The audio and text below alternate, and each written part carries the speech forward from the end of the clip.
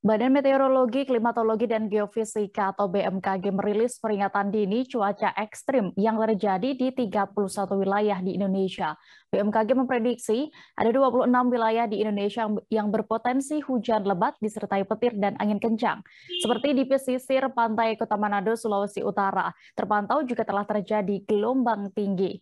Informasi lengkapnya akan disampaikan rekan Andreas Ruwau, jurnalis Tribun Manado yang kini sudah bergabung bersama kami. Halo rekan Andreas.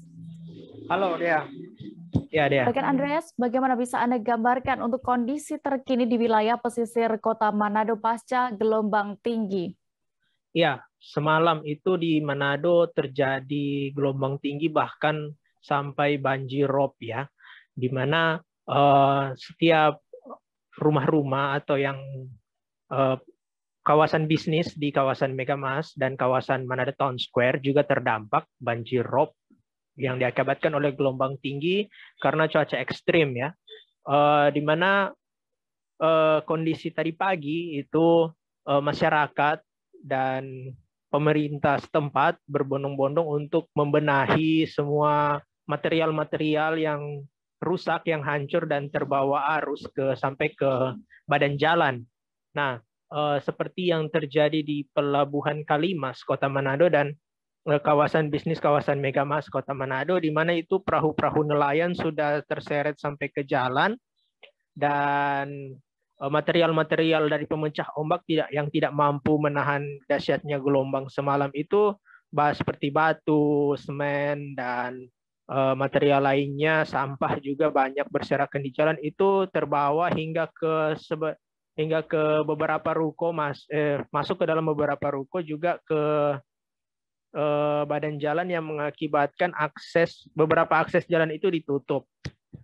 Nah, kemudian untuk kondisi dari perairan sendiri mengakibatkan jalur transportasi antar pulau, Pulau Teluk Manado maupun pulau di Sangihe dan Talaut itu untuk sementara dihentikan, seperti yang terjadi di Pelabuhan Manado dan Pelabuhan Kalimas ya, di mana tidak adanya aktivitas antar pulau pulang pergi karena memang ombak saat ini masih cukup tinggi, dan kondisi pelabuhan juga tidak memungkinkan karena rusak parah diterjang oleh gelombang semalam. Dan untuk juga ada di kawasan wisata Kota Manado, yaitu kawasan God Bless Park Kota Manado, itu juga rusak parah ya, di mana di bawah monumen tangan berdoa itu juga tangga yang ada di situ amblas sampai ke laut, dan tempat selfie yang biasanya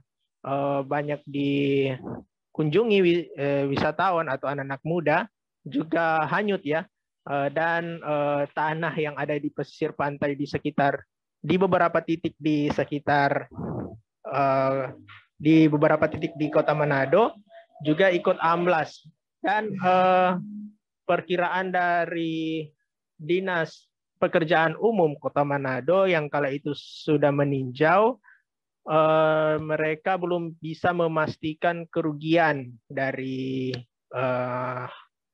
bencana semalam karena masih dalam rekapan. Tapi sudah banyak tim yang sudah diterjunkan, baik itu dari Dinas Pekerjaan Umum ataupun dari BPBD ataupun Basarnas dan warga setempat, sudah mulai membersihkan atau memulihkan kembali keadaan di area pesisir, begitu kira-kira dia. Ya, baik. Lalu bagaimana terhadap cuaca ekstrim ini yang sehingga menyebabkan terjadinya banjir rob ya di beberapa wilayah ini? Untuk prediksi dari BMKG dan juga BPBD Sulawesi Utara sendiri terkait cuaca dan gelombang beberapa hari ke depan, bagaimana Andreas? Iya, karena memang dari rilis BMKG dan dari imbauan dari BPBD, tidak hanya di Kota Manado, tapi juga di beberapa daerah seperti Bolaang Mongondo dan juga Minahasa Selatan yang merupakan daerah pesisir, menjadi perhatian serius dari lembaga-lembaga tertentu ya, termasuk pemerintah setempat. di mana menurut perkiraan cuaca masih cuaca buruk, terutama hujan badai disertai kilat itu masih akan terjadi sepanjang akhir tahun beberapa hari ke depan. Dan untuk gelombang tinggi itu gelombang yang bisa menyebabkan banjir rob bisa kembali terjadi dan puncaknya itu sebentar malam, katanya sebentar malam jam 8 malam ya di area pesisir di sekitar pantai Teluk Manado, dan juga diwaspadai Teluk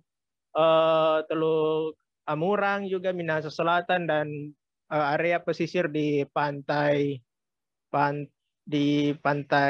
selatan ya dan pantai utara dan pantai timur yang ada di Sulawesi Utara.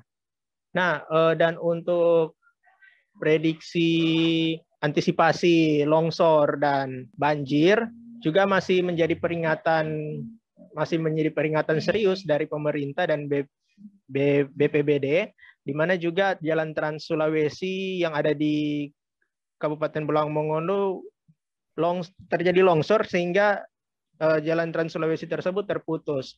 Jadi masih dalam status waspada, begitu kira-kira deh. Baik, terima kasih rekan Andreas untuk laporan Anda langsung dari Kota Manado. Selamat bertugas kembali. Terima kasih sudah nonton.